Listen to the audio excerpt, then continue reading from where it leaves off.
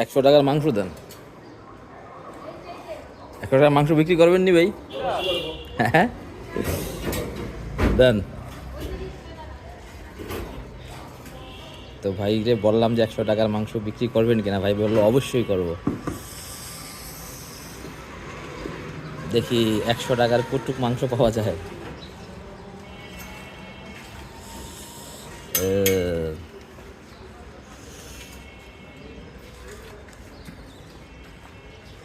এখান থেকে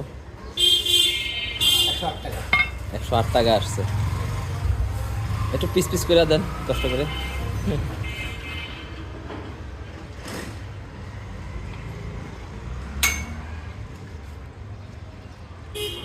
এই যে 1 2 3 4 5 6 7 8 9 10 11 12 13, যদিও ভাই একটু ছোটো ছোটো পিস করছে আর কি।